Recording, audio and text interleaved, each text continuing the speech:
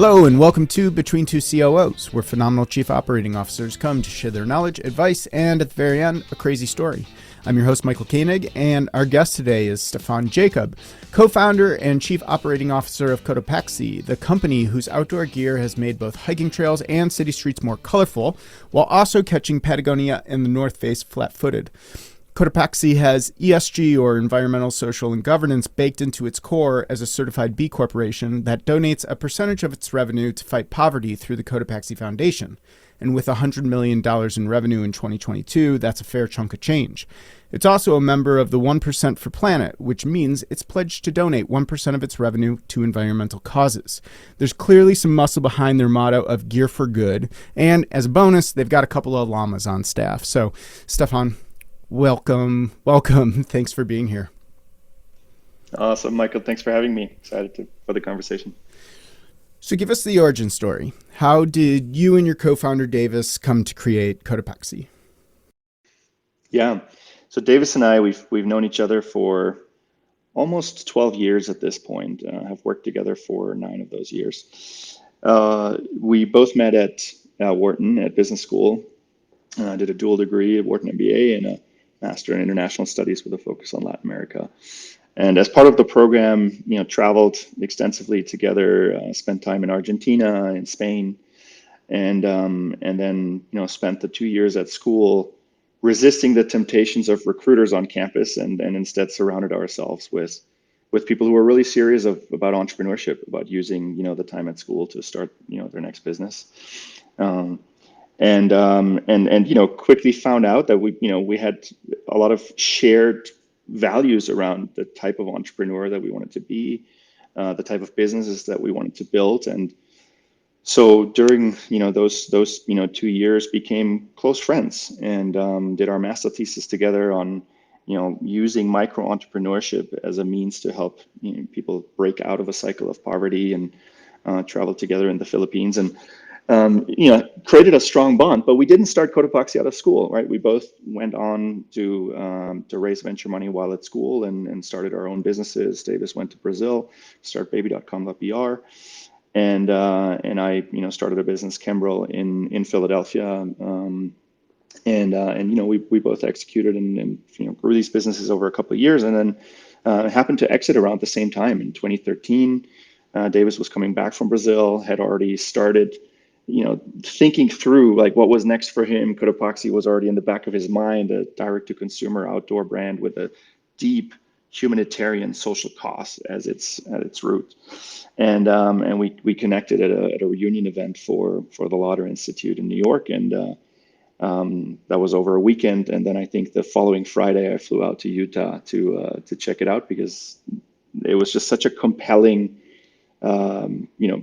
proposition to work together with Davis, which we had talked about for many years, and the stars just aligned from a timing perspective. And we both love being entrepreneurs, building teams, building product. I think we as human beings have an innate desire to create, and some people do that through art, others do it through music, and I think as entrepreneurs we do it through building businesses, right, and product and teams. And so since this was the second go around for me, the third one for him, we felt really strongly that we wanted to find a way to combine that desire to create with the desire to give back. Davis had his experiences growing up in South America, being exposed to poverty and misery. In my case, my wife is half Indonesian, and we both grew up in Germany, but after college, she decided to connect with that part of her heritage and move to Indonesia, and I joined her there and worked for a nonprofit organization that was dedicated to the elimination of child labor on the Indonesian archipelago. And that experience just left a mark, right, in terms of showcasing, holding a mirror in front of my eyes, showcasing that I'd been really lucky, by the pure luck of the draw of having been born in Western Europe, that I didn't have to worry about education or safety or opportunities for growth and income. It was just a given, right, where I grew up, and that just left a mark. These kids and their families, they had no lesser aspirations. They were simply born in a hard place, and so Cotopaxi was born out of the desire to do something about that, right? That opportunity is not distributed equally. And again, Davis had very similar experiences in South America. And so that's at the core, right? That's what we wanted to find a way to use the amazing power and sustainability of a profit-driven venture to do good, to sustainably, in our case, alleviate poverty during our lifetime, and use Cotopaxi as a vehicle to do that, and encourage others, our employees, our suppliers, other entrepreneurs to sort of join us in that movement. And that was at the very core of when we started. It's still at the very core of who we are today. You talked about a compelling proposition. There certainly is one there. You also mentioned micro-entrepreneurship. I was wondering, can you go a little bit more into detail about that micro-entrepreneurship and how it goes towards fighting poverty? And then, further, just how that ends up baked into your operations. Yeah. So the organization that we were researching and trying to understand why they were as successful as they were, they had tremendous success rate in terms of entrepreneurs going through their training program and then genuinely finding ways to sustain the businesses that they created in the aftermath and during the program, and sustain them for years, and creating a livelihood in environments where they didn't have big opportunities before. So these were entrepreneurs who would build a water bottling station, who would build food businesses, food cart, or small food vendors. But then there were other entrepreneurs who started really small and made it big into a nationwide, across the Philippines, travel agency, for example. And so the program lived by the mantra, and you've heard this, right? Like, don't give somebody a fish, teach them to fish. They sort of took it one step further and said, don't just teach them the fish, but teach them how to sell the fish. That's what ultimately creates that full 360 cycle of sustainability. And with very smart small snippets of guidance around how to maintain your proper books, don't consume your own supplies, and practice fiscal discipline, et cetera, really smart, very applicable, with, again, tremendous success. And so that's, I think, a model. Entrepreneurship is a really interesting model of again, self-sustaining, empowering people to pull themselves out with a little bit of support. And obviously there's a whole tremendous debate in the development community around what's the right approach of sustainable community development. And this notion of helping people to help themselves and supporting at the right moment, having these right interventions in a very community needs driven manner, is something that we take to heart to this day at Cotopaxi, in terms of how we decide our grants, who we work with, right, and the organizations that we partner with. Livelihoods is still one of our core pillars, right? Our grant making is based around health, education, and livelihoods, right? So the livelihoods pillar, creating income dollars for communities, is still at the very core of our impact program, and then I think is informed by these early experiences. Yeah, let's put some numbers behind that impact that we're talking about. In 2021 alone, the Cotopaxi Foundation aided nearly, and I'm going to read this off here, 1.5 million people directly through poverty alleviation programs. They assisted 63,300 workers across your supply chain, provided 67,000 malaria treatments benefiting over 400,000 families, assisted nearly 90,000 refugees in Ecuador and Venezuela, and sponsored education for more than 24,000 children. I mean, these are real numbers with real impact. Tell us about that. What is the impact that it has on your team, on your culture, on your overall mission of showing up to work every day? Yeah, and the full credit of these numbers belongs, A, to our impact team here at Cotopaxi, but B, to the amazing partner in the field, right? We are a partner to them, and they make the magic happen on the ground, right? The amazing organizations that we work with, whether that's Escuela Nueva or the IRC or the various other organizations that are truly on the ground. So full credit to our partners on the ground here. it goes back to who we are as a brand, right? Brand and internal culture are really two sides of the same coin. And so being an impact mission-driven organization is so core to who we are as Cotopaxi, to who we attract, the type of talent that we attract, right? We have people who have joined us, in the early days, who came from large organizations, who had great careers ahead of them in those organizations, who made that jump and decided to join Cotopaxi. And the same holds true over these last 18 months as we were building out our leadership team, right, for this next stage of growth. We've seen that same movement of people who just truly believe in the mission, who have come on board to make a difference in a smaller, very agile, high growth environment, who genuinely believe in what we do. And I think it is a tremendous advantage from a talent acquisition and retention perspective, right? To have that at the core of who we are. It is important. It also comes with a lot of responsibility and accountability towards our team to truly deliver, right? Like there's a lot of talk around greenwashing and ESG question marks, right? It's become an expectation from consumers.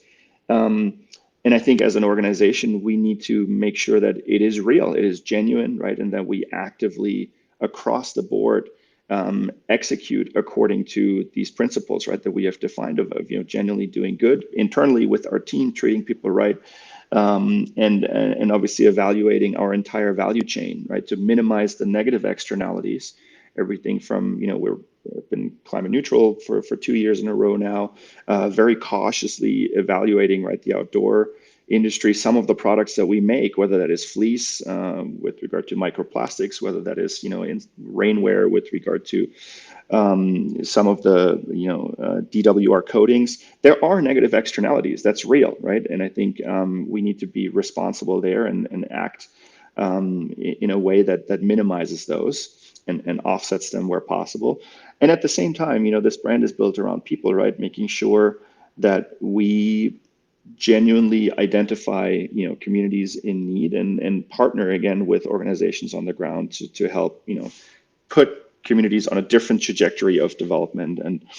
And so this is core. Our team has high expectations for us to execute with excellence, with the same level of excellence and sort of executional focus on our impact initiatives as on everything else, right? The way we built our marketing, the way we operate our distribution, supply chain, et cetera. Impact is treated with the same rigor at Cotopaxi as all these other disciplines.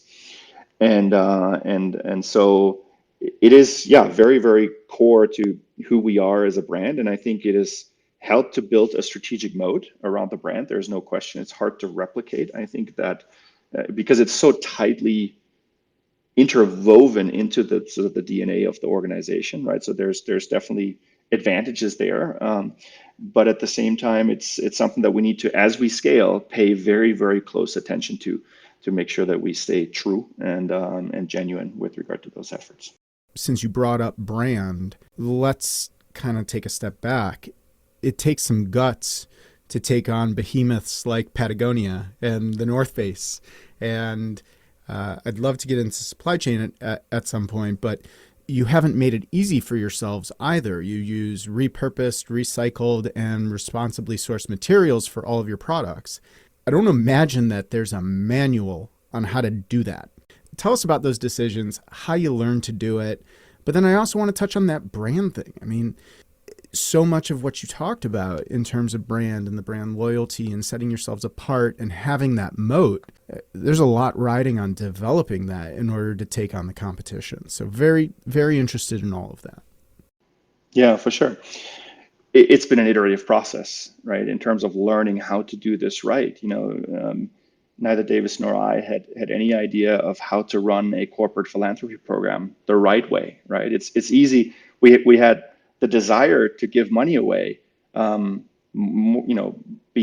the profit that we made, right? We were not profitable for the first couple of years of the business, as most startups are, and yet we made that hard commitment, right? That we want to make these grants and built that into our cost structure. And so we surrounded ourselves with amazing talent from the get-go, right? One of our first senior hires was a chief impact officer, somebody who had run Silicon Valley Community Foundation and Salesforce Foundation. And so just, again, bringing amazing talent on to help us structure these programs in the right way. And that holds true, to this day with our recent hires around, Damien Huang, who's, former CEO of Eddie Bauer, who's joined us as president, Grace Suntich, who's come over from Chobani as head of impact and people, and many others. Brad Hidranaga, who's was the chief marketing officer for General Mills.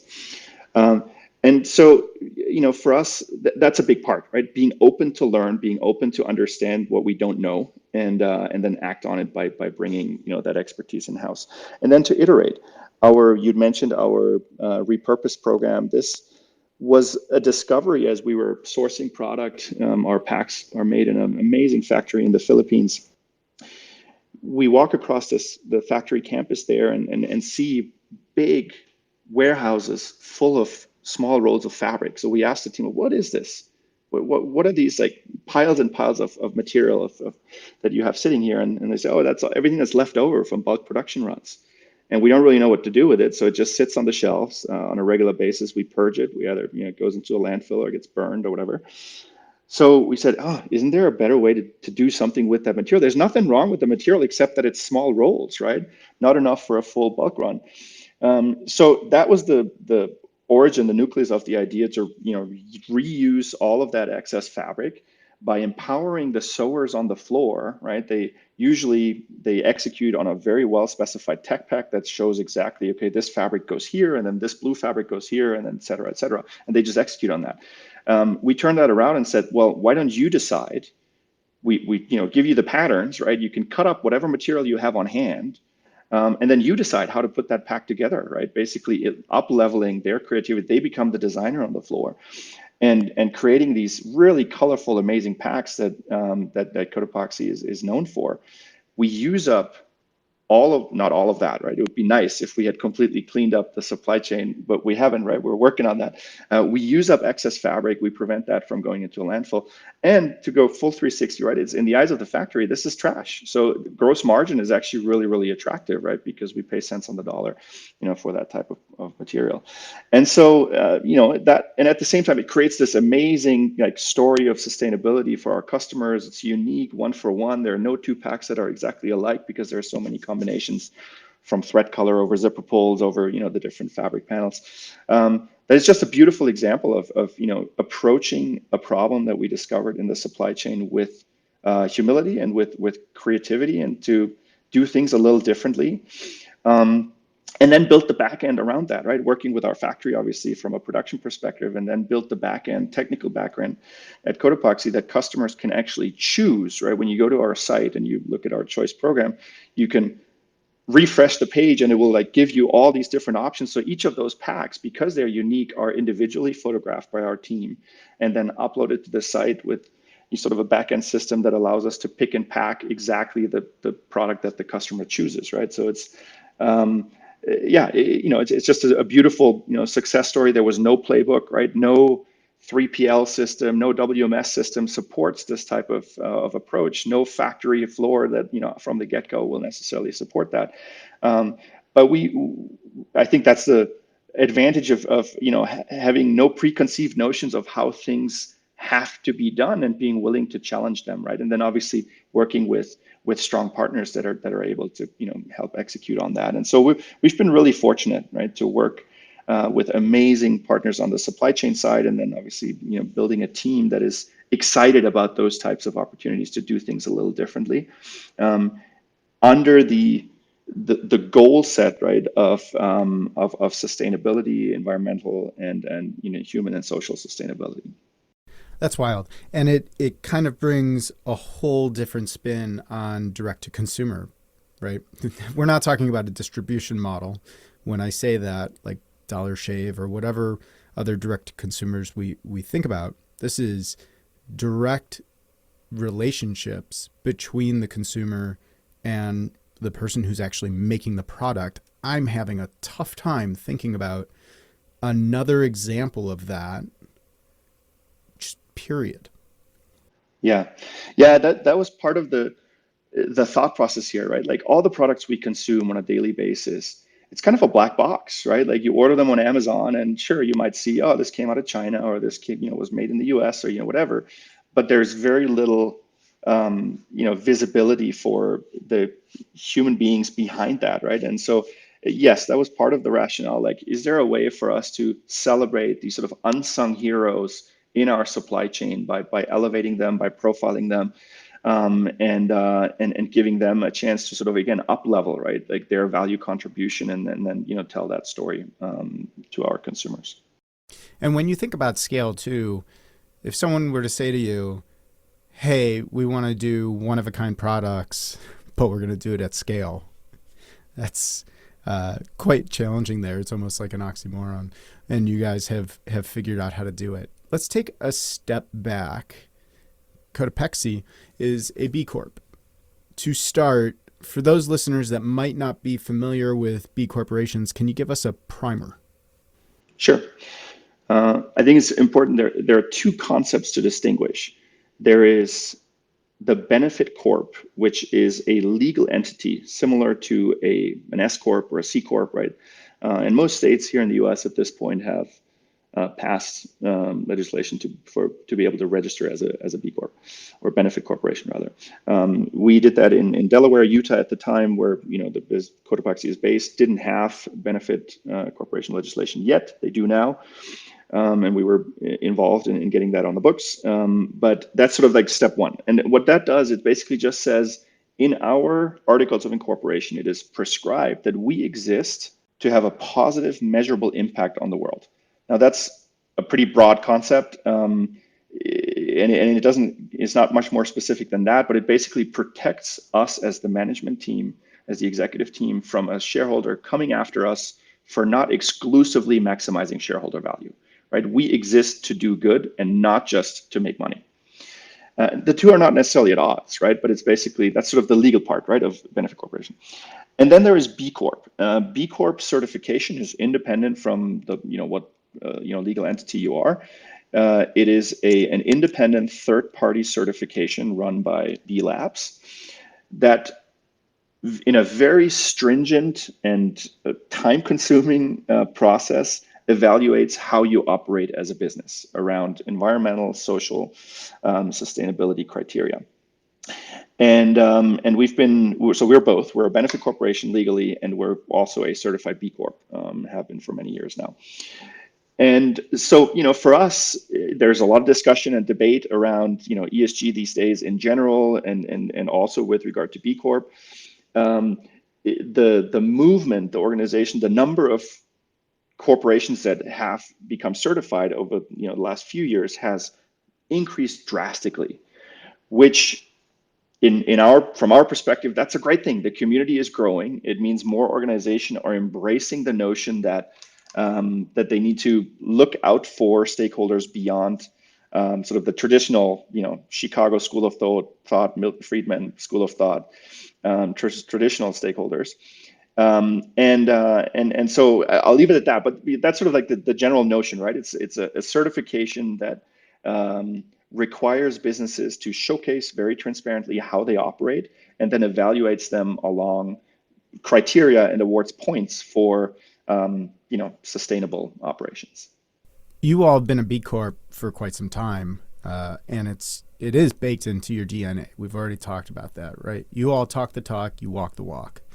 We have mega corporations that are starting to get on board with it too. And certainly, as you mentioned, the more the better, right? It becomes fuel for the movement. One that's noteworthy is Nespresso, which is a subsidiary of Nestle. And what's interesting is that they're a B Corp, certified through B Labs, but they're grappling with allegations around poverty level wages for their farmers and having a massive negative environmental impact through all of their single-use pods, which just end up in the trash. And it seems like they were awarded a B Corp status just by the fact that they're pushing to develop a biodegradable solution, but they haven't achieved it yet, let alone brought it to market. I mean, this seems like a controversial one that could lead to, some questionable or an erosion of legitimacy for that governing body, B-Corp, B Labs. I mean, what are your thoughts as a company that rightfully is a B Corp and has been so for a long time to kind of see that development? Yeah. No, it's a great question.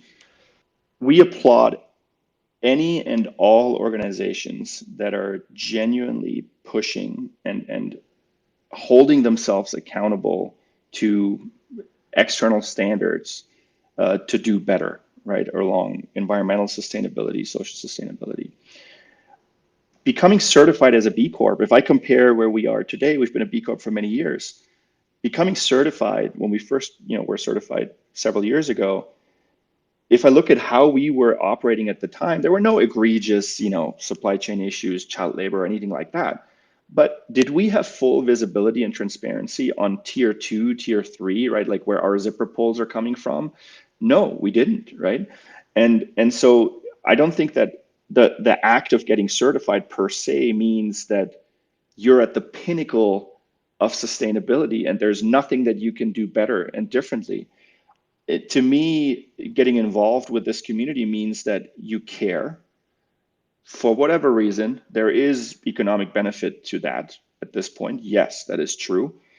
But nevertheless, you wouldn't have to do that, right? And so we applaud and welcome anybody, whether it's B Corp or other bodies, but just any effort to critically evaluate how businesses operate, and then commit publicly to doing better. And of course, you can argue, well, is the time frame fast enough, right? Is Nespresso doing enough to, figure out how to move away from, plastic pods?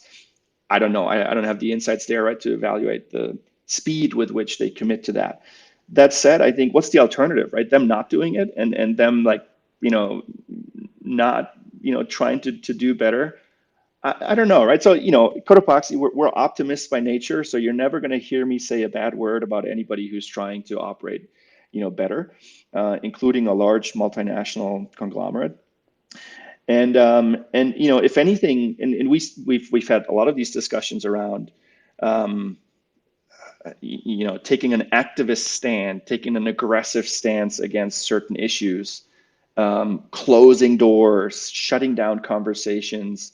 We just don't believe in that, right? We believe in seeking dialogue, in seeking partnership, in applauding efforts that people are making and encouraging it. Okay, let's double down. Great, you made the first step, you got certified. Now let's double down on that, right? And partnering with with consumers and with other businesses to continue and accelerate that, as opposed to tearing them down for what they're not yet doing right? So I think that's how we try to operate, because again, we're not perfect, right? Yes, we try our very, very best and we get better every single year. But there's still so many things that we can do, better. And so again, we welcome anybody who is joining us on that movement. And for me, again, it's a snapshot, and what matters is the trajectory on which you move, less than that snapshot in time. I love that. Everything's iterative, and so long as you're signing up, you're signing on to pursue that and develop in the right capacity. And so the more the merrier in that case. I love that view.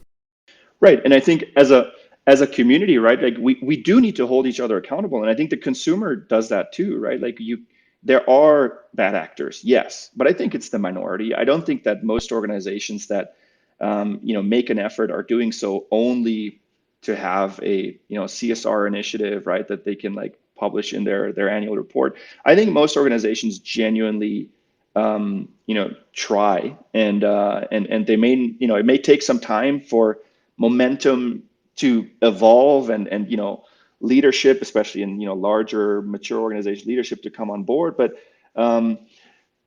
yeah, I think that, again, taking that first step of saying, hey, we are willing to let somebody look under the cover. We're willing to publicly acknowledge right where we're at, and then commit to a path forward. That's better than the alternative in my mind. Absolutely. Let's talk about growing and scaling. You've been in the COO seat for the entire history of the company. You've had an unobstructed view. How have you gone about building that scale? You talked about bringing in great people. What have you learned that you'd wish you'd known sooner?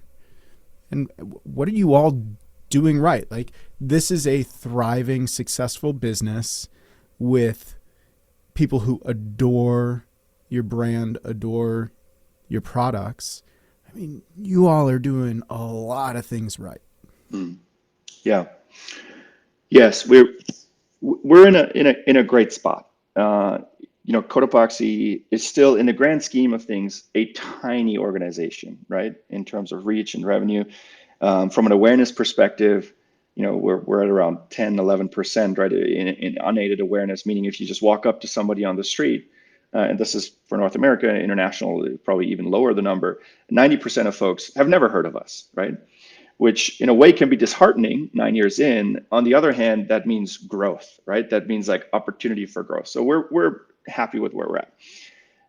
The one thing I'm most proud of is how true we were able to stay to our mission, to our, we were reviewing, this is a couple of months back, Davis and I were looking at the pitch deck that we used to raise our seed round, right? So this was before we had sold a single piece of product. We raised money from Forerunner Ventures. Kirsten Green was one of our like earliest believers, and we're grateful to her and the team, to this day.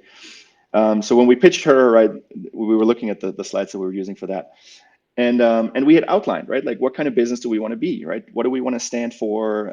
The impact that we wanted to have, and that's the thing I'm most proud of. That slide you could plug into an investor discussion today, and it would still hold, right? In terms of our grant giving, the way we wanted to manage our supply chain, volunteerism locally here, and just having this like really apparatus, right? And you'd mentioned some of the impact numbers that we were able to achieve last year. Super proud of that.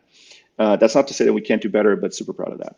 And I think that has laid the foundation, right? That genuineness, that authenticity for some of the growth that we've seen. The people who do know, right, about Cotopaxi and engage with us, who may own a piece of Cotopaxi gear, they really love us, right? If you look at our NPS, that hovers around 80, has for years.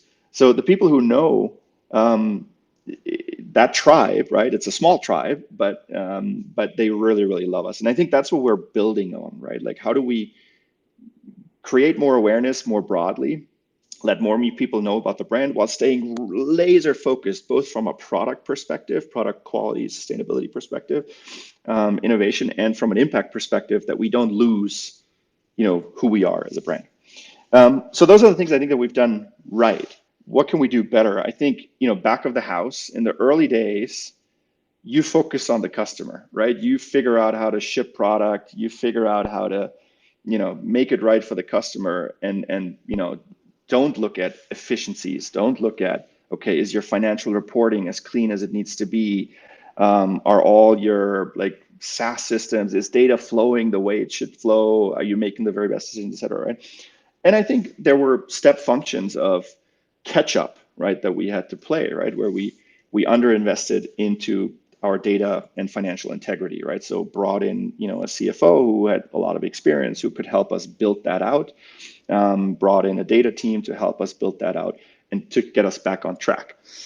We underinvested into our, product development team for a long time, right? It was a tiny team churning out all the products that you saw for the first like 5, 6, 7 years of the business, and fixed that over the last 2 years to really build out both product design development, and just help up level that team for the growing assortment that they're supporting. Distribution is one that we're looking at right now. We outgrew our distribution center about 6 months ago and are playing Tetris right now, right? Of bringing product in and out. We have some products sitting in a 3PL. We have a gazillion storage trailers because we simply ran out of space, right? And it's super efficient. Everything slowed down. We had to like reduce the max speed setting on our forklifts so that they could like navigate through the aisles that are super packed. And so it's those like, not call them failures, right? But like it's just natural that the business outpaces like back of the house, processes and systems, and you need to like catch up to that. Bringing in amazing talent obviously is a key factor in that, right? At the director, VP, and executive level, to really help bring in that expertise when you're growing. Last year we grew 90% year over year. You can't afford, right, to sort of like learn as an organization. Some of that expertise needs to come from the outside, and so we've definitely learned our lessons there on should we have made that hire a year or two earlier? Yeah, we probably should have, right? But that's just the reality of balancing a resource constrained environment that is a startup with the needs to support the growth. So yeah, there's lots to learn for us still. There's lots to change and fix and up level, but it's been a fun journey for sure. Yeah, and you said failures. I mean, these are growing pains. These are premium problems, we like to say. Premium problems to have. In terms of the values that you talked about, sticking that slide into a pitch deck today, and it's still holding true. How do you communicate those values to the company, especially when part of your workforce is remote, part is handling all of the logistics? How do you unify that employee experience when the work experience itself is quite different? Yeah, it is an interesting challenge, right? We made a conscious choice to build out our impact program based on best practices with regard to corporate giving, and that has unfortunately led to a fairly complex program, right? Like to sort of explain how we choose our grantees and how these agreements are structured, and ensuring like the reporting afterwards, et cetera, et cetera. It takes both consumer facing and internally, it takes a lot longer to explain that than we give a backpack for every backpack we sell, right? Like much more simple model, but most likely won't meet the exact needs of community X, Y, and Z, right?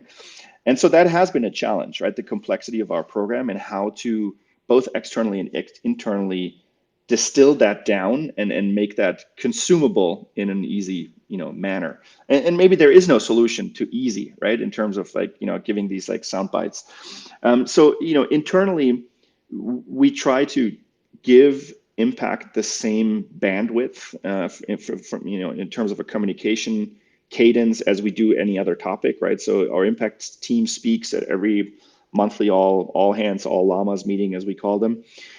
We have an impact component there. We do impact in action sessions that are run by our impact team, where we have either a guest speaker or one of our grantees who will speak. And we had recently one of our local partners, the Boys and Girls Club of San Francisco, come and speak and announcing sort of an increase in the grant that we give to them. And so it's trying to again be very repetitive in a way with that messaging, also trying to make it as accessible as possible for teams in the form of volunteering, localized volunteering efforts. We have one member of our distribution center team who feels really strongly about that, who has organized local volunteer efforts of the team there, and so we encourage that and provide bandwidth and time for that.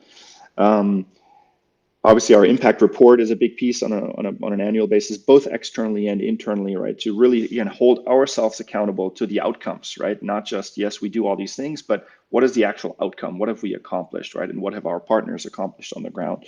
And be very diligent and explicit about that. So there's not one golden bullet. I think it is a plethora of multifaceted initiatives driven by a lot of communication and trying to make impact as tangible as possible for everybody, both inside the company as employees, as well as our customers on the ground. Your co-founder, Davis, who we've talked about quite a bit, has transitioned out of the CEO role to chairman of the board. And you have a new CEO that you mentioned, Damian Huang, the former CEO of Eddie Bauer. There's no question that you and Davis share a special bond, not just as CEO, COO, but also co-founders. What's this transition been like? Yes, Davis has announced his departure. He will serve a 3-year mission for the church, his faith. He's a member of the Church of Jesus Christ of Latter-day Saints, and will serve a 3-year mission in Brazil. The transition to bring in Damien, that decision we actually made much before Davis received that calling.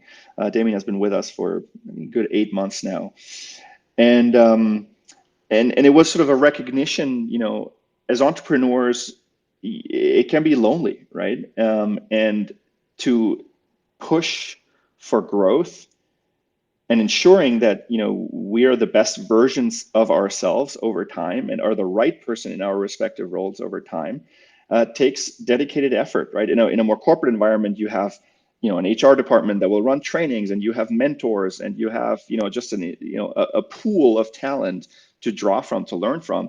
And as startup entrepreneurs, you don't. And so that was a conscious decision early on to be very honest with ourselves, what we know and what we don't, and then to fill those areas with amazing talent, to surround ourselves with amazing talents that we can learn from, and that the organization will benefit from a growth perspective. And I think Damien, is a team member that is doing exactly that, right? He's bringing a level of maturity to the organization, a level of accountability towards genuine scale, while being very respectful of the roots of what made Cotopaxi special, right? And the sort of like value system, and embracing that, doubling down on that.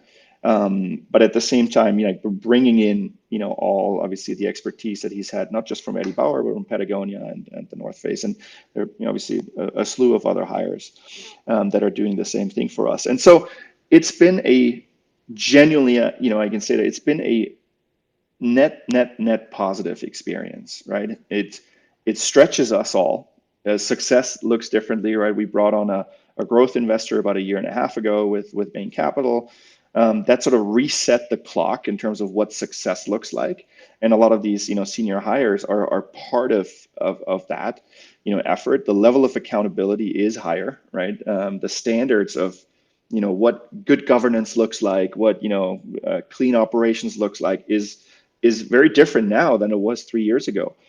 And that means we all need to stretch, right, to live up to that, higher level of expectations. But that's how you grow, right? And I think that's how what is so satisfying, even like 10 years in, I feel as hungry about success and about, growing and scaling this business and the impact that we can have as I did on day zero, right? And it's because of that impetus, right, from these new folks that have come on. So great relationship. Damien, I think, has brought a tremendous amount of strategic accountability to us as a team.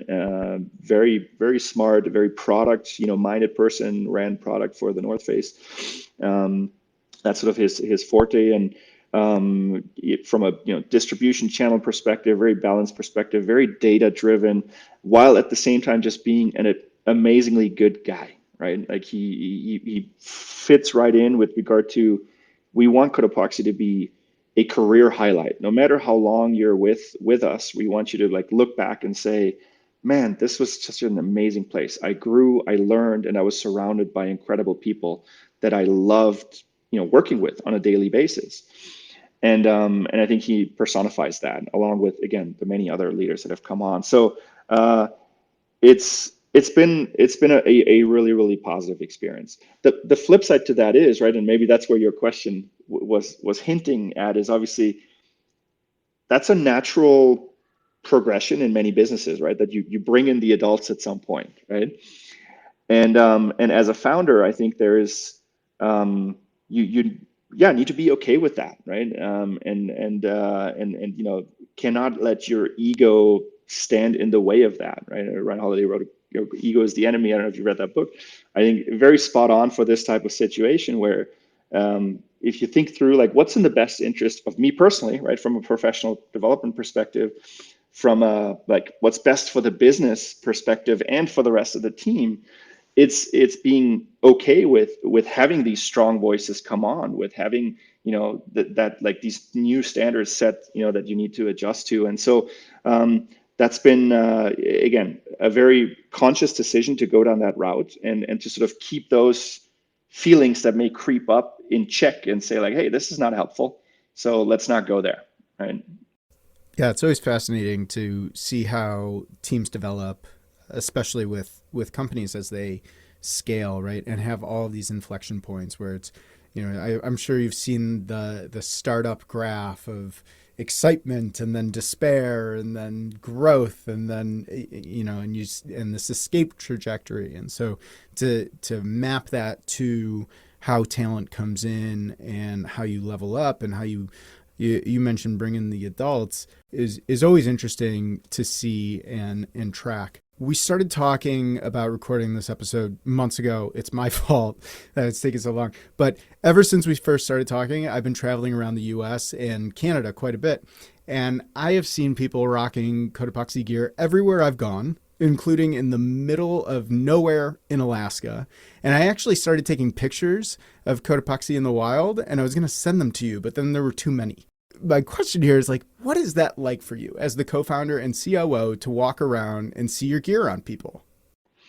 Yeah, it still gives me a kick, right? I mean, obviously there's certain centers, Utah, California, New York, right? Like the big airports. Yeah, you see a lot of our product these days, but especially when it's in a more random, remote place, right? It's really fun, and I still love, those encounters. We often, both Davis and I, will just walk up to somebody, right? Like we were in Seoul. One of our suppliers, their headquarters is there, and we're walking through the streets. This was a couple of years ago, so we were maybe 5 years in or so. And this guy in front of us is wearing one of our, I think it was a fanny pack, and so we just walk up to him and say like, "Hey, dude, like, tell us your story. Like, how did you come end up with our product?" And obviously then disclosing, right? Yeah, we're the founders, etc. And it often leads to these like wonderful encounters of people who tell the brand story, how they discovered the brand, what they like, what they don't, product feedback. And so yeah, I think hopefully we'll never lose that sort of touch with our consumers, that we feel we don't want to or can't have these conversations anymore. It is really, really special. And I think that's one of the benefits of physical product. There are lots of downsides in terms of inventory, working capital, all of that, right? But the benefit is you see your product in the wild, right? You don't have that with a SaaS product, right? You see it in the wild. There's a human being, right, that allows you to sort of build that moment of connection. And especially since Cotopaxi again is this like strong values-driven brand. So if you carry our product, oftentimes, I'm not saying like it says who you are as a person necessarily, but there are these tribal moments, right? Like of people in the know about the brand, and so that's really special. I really really enjoy and cherish those encounters still. And it's made easier by the fact that Cotopaxi gear is so bright and vibrant and multicolored, so you can really spot those pretty easily. Okay, it's time for my last and favorite question. We've all had those moments as COO where we've seen something just completely off the wall and thought, I never thought I'd see that. Do you have one that you can share with us? I'm sure there are plenty you can't, but if there's one that you can, love to hear about it. Yeah, I mean, there's a lot of just like fun and great memories from the earliest days, right? I think, we as you know, our logo is the llama, right? As our logo and our mascot. And we felt really strongly that we needed to find a way to connect with our consumers in person, as opposed to just running ads on Facebook and Google and whatever. TikTok wasn't around at the time, but so we came up with this idea of the Questival, which is this 24-hour outdoor adventure race. We built a mobile app, super rudimentary, simple mobile app that basically guided people through the experience. They had a list of 300 challenges to choose from, everything from, the challenges would expose them to who we were as a brand, right? So everything from outdoor challenges, hike mountain XYZ, to, doing good, clean up a park or volunteer, in a homeless shelter or whatever it may be, to like really quirky ones, take a selfie with a llama and things like that. And in order to promote this event, so we launched on April 11 of 2014. We turned the site on and we held an event that same day. And in order to promote people to get people to know about this, we bought a couple of llamas off of Craigslist. Essentially, it's a local site called KSL, for $300 or something like that. So we actually, for the first couple of years of the business, we had a livestock line on our balance sheet, which was pretty fun. We depreciated them, I think, over 5 years useful. I don't remember exactly. Okay. And so we take these llamas and we show up. We created packs, very colorful packs, that we would mount on the llamas, and we go to local college campuses, right here in Utah, BYU, University of Utah, Utah State University, et cetera. And it turns out that normally when you try to, as a brand, as a company, you go on campus, you try to hand out flyers, right? You get shut down immediately, right, by campus security. But it turns out they did not at the time. They might today. At the time, they didn't have a standard operating procedure on how to deal with llamas on campus. So they let us do our thing. We were there for hours. And of course, everybody who walks by is like, what is happening here? Why are there llamas here? And it gave us these 10, 15-second moments of telling people about what we were doing, what Cotopaxi was all about. There's this event coming up, here's a flyer, et cetera. We had security taking selfies with the llamas, right? And it was just a super fun, organic way of building brand in the early days. And then when event day came, we just couldn't believe it, right? We had people would line up around the block to participate, for the kickoff of the event. We had people who had made their own T-shirts and hats with Cotopaxi logo on it. Our creative director had in the preparation for the event had made our logo public and said, hey, if you want to for the event, right, for your team gear, you can make your own Cotopaxi gear. And people we had a guy who had spray painted the Cotopaxi logo on the hood of his car. And so it was just this amazing moment on our launch day, right? To see, we had close to 4,500 people show up. To see that enthusiasm for the brand that on day zero, it just left a mark. We're we're on to something here. This notion around building this brand around people, which was a big part of, the launch message as well, is resonating, and people are showing up. They're excited about it.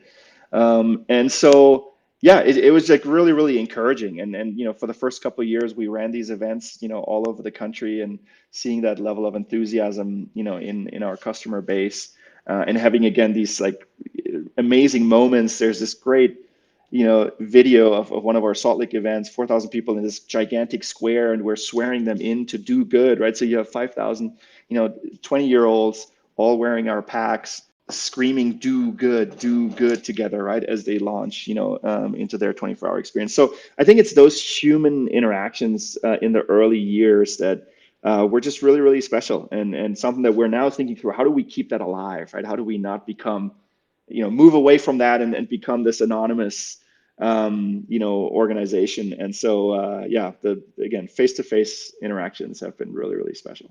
That's amazing. The enthusiasm for someone to paint a llama on the car is remarkable. It's stunning. And then I'm also thinking that most campuses now have a llama rule, right? They might at this point. I don't know if this still works. Yeah.